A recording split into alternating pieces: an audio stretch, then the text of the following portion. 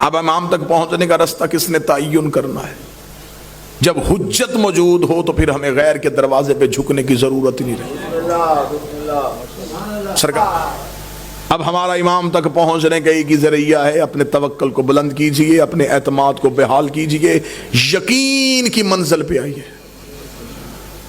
اور یہ یقین رکھیے کہ ہمارے وارث موجود ہیں، ہمارے امام ہمیں دیکھ رہے ہیں۔ جب یہ یقین آ جائے گا نا کہ امام موجود بھی ہیں، دیکھ بھی رہے ہیں، پھر گناہ کون کرے گا؟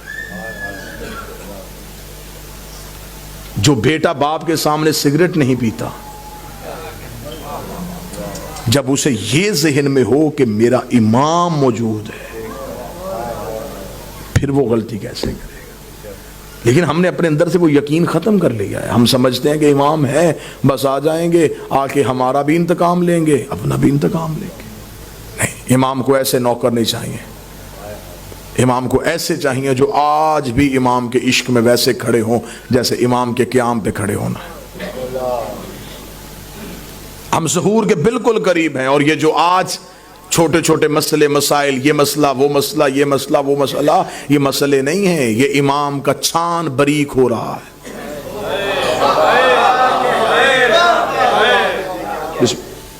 جو سب سے آخر میں گریں گے وہ 72 جیسے ہوں گے۔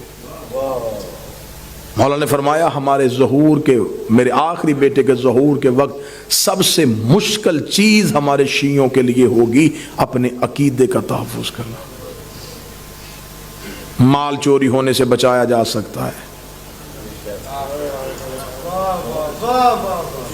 اور عقیدہ چوری ہونے کا خطرہ اس لیے بھی زیادہ ہو جاتا ہے جب چوکیدار ہی چوروں سے مل جائیں۔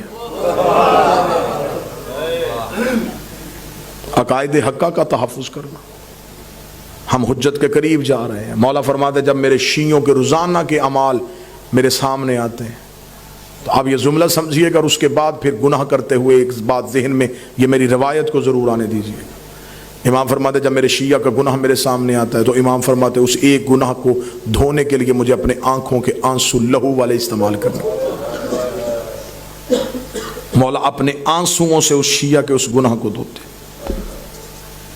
دھو کے کہتے ہیں میرے اللہ یہ مجھ سے محبت کرتا تھا، بے خبری میں گناہ کر گیا، اس لیے مولا نے فرمایا میرے شیعوں ہمارے لیے شہرت کا باعث بننا، میری آنکھ میں آنسو کا باعث نہ بننا۔